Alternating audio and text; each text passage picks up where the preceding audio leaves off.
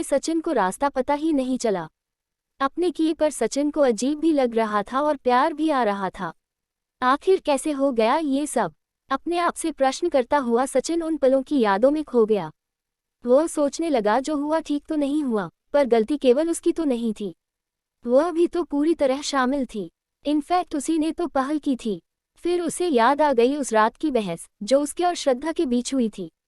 श्रद्धा ने जैसे निर्णय ही कर लिया था मां न बनने का, और वही सब उसके दिमाग पर हावी था शायद। उस रात सचिन काफी परेशान था। शादी के लगभग 3 वर्ष होने को थे। दोनों की रिपोर्ट नॉर्मल थी। पता नहीं क्या कारण था कि अभी तक श्रद्धा कंसीव नहीं कर सकी थी। वह न चाहते हुए भी श्रद्धा की दिनचर्या पर नजर रखने लगा था। देखा श्रद्धा नियमित रूप से कोई टैबलेट ले रही थी, संभवतः गर्भ निरोधक।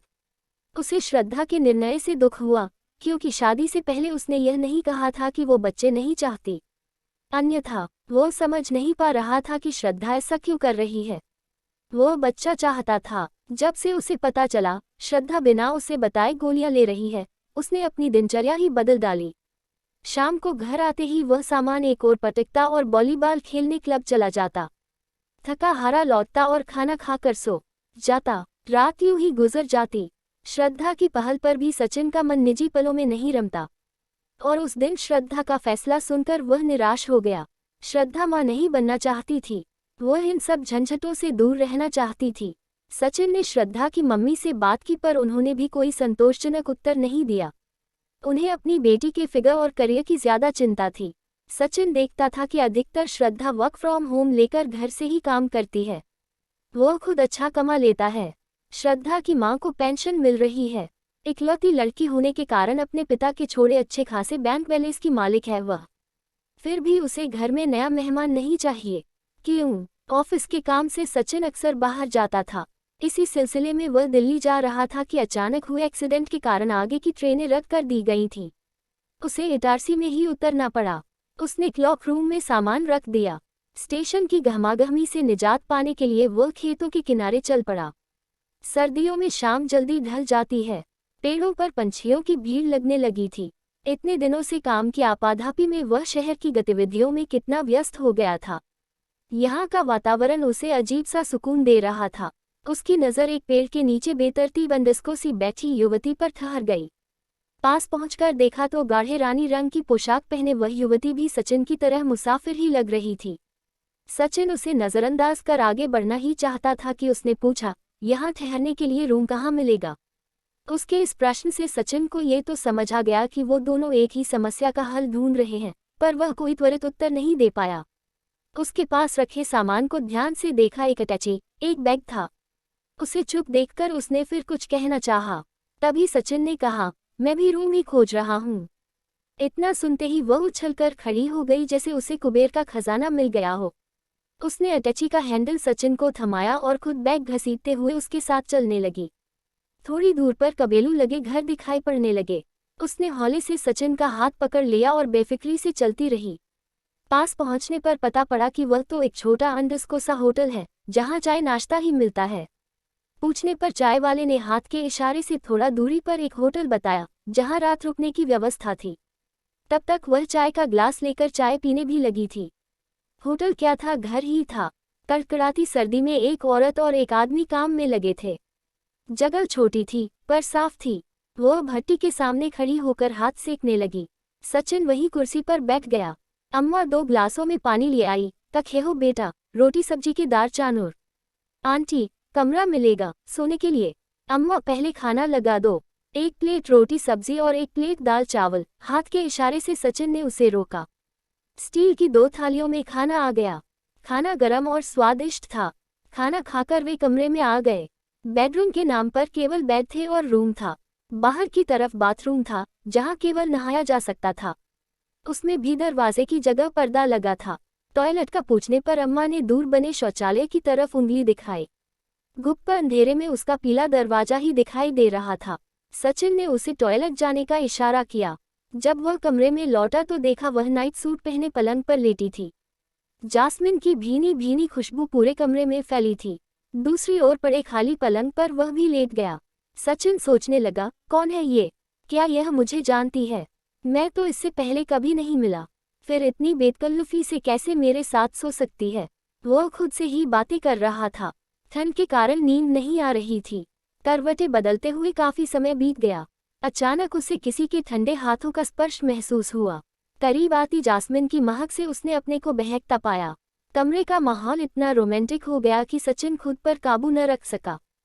फिर जो हुआ वह सचिन के जीवन की अमूल्य निधि बन गया। फोन की घंटी से सचिन की नींद टूटी। उसने देखा आसपास कोई नहीं था। फोन किसी अननोन लैंडलाइन नंबर से था। दूसरी ओर से स्वर उभरा, मी मेहरोत्रा कहाँ हैं आप? हड़बड़ाकर सचिन ने घड़ी देखी, सुबह के 8 बज रहे थे।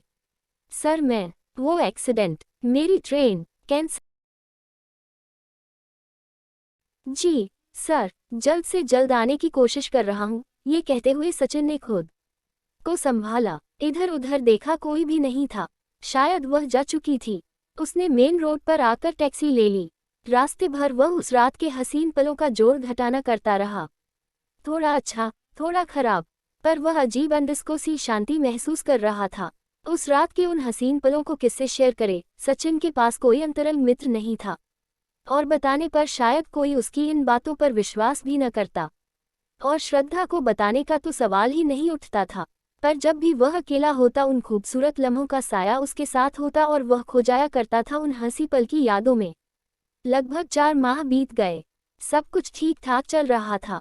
वही ऑफिस, वही घर, वही मीटिंग्स, सब कुछ टाइप सा हो गया था। पर आज तो उसका काम में मन ही नहीं लग रहा था। न तो सचिन के पास उसका नंबर था और न कोई जानकारी।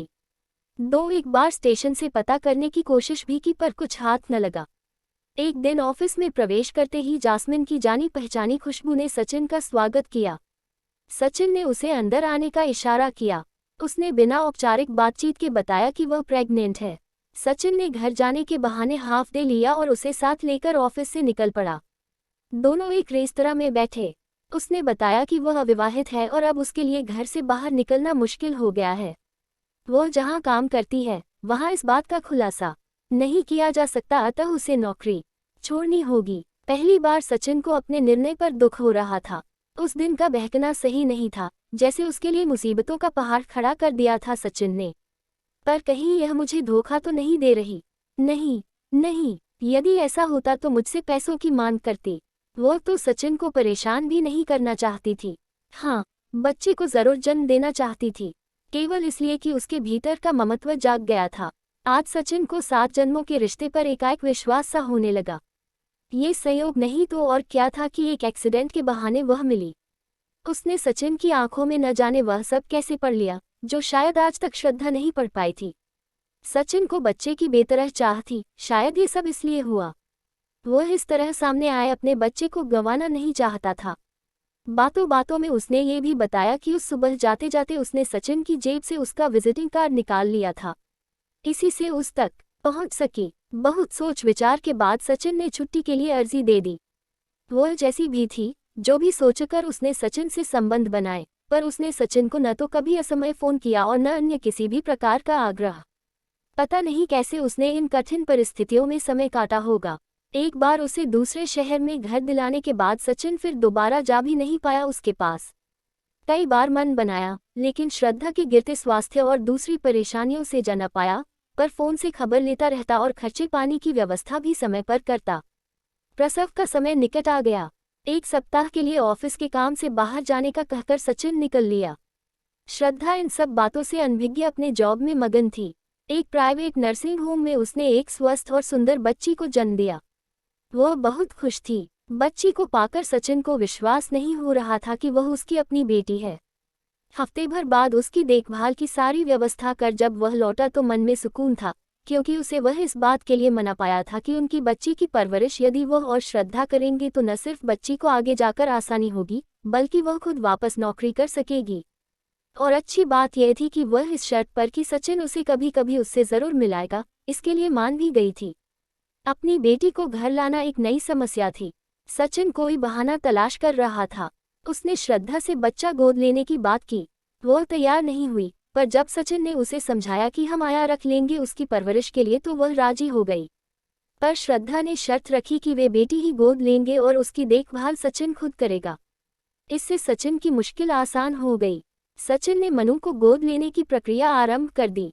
जल्दी ही मनु घर आ गई। श्रद्धा कुछ दिनों तक मनु से दूर दूर रही, फिर अपने आप सचिन का साथ देने लगी। धीरे धीरे श्रद्धा मनु का बहुत ध्यान रखने लगी। सचिन कभी कभी आशंकित हो जाता कि कहीं वह घर आकर श्रद्धा को सब कुछ बता न दे। हालांकि जब भी वह मनु को उससे मिलाने ले जाता, वह ऐसा कुछ नहीं कहती थी। फिर भी एक अनजाना डर सचिन के मन में बना रहता। अब मनु 3 बरस की होने जा रही थी। इस बार जब वह मनु को उससे मिलाने ले गया, उसने कहा, अब मनु बड़ी हो रही है, तुम उसे मुझसे मिलाने मत लाया करो। मैं नहीं चाहती वह हमारे सच को जाने और इसकी वजह से तुम्हारा घर बिखरे। मैं अगले माह ही इस शहर से दूर चली जाऊंगी। हाँ, तुम मुझे मनु के हर जन्मदिन पर उसकी एक तस्वीर मेरे मेल पर जरूर भेज दिया करना। सचिन के जवाब का इंतजार किए बिना मनु के माथे पर एक चुंबन अंकित कर वह सचिन के जीवन से बहुत दूर चली गई। सचिन इस अनजाने से रिश्ते के बंधन में बंधा आज भी मनु के हर जन्मदिन पर तस्वीर खींचकर उसे ईमेल किया करता है और उसके जवाब में हमेशा उसे वापस मिलती है एक स्माइली। कटनी में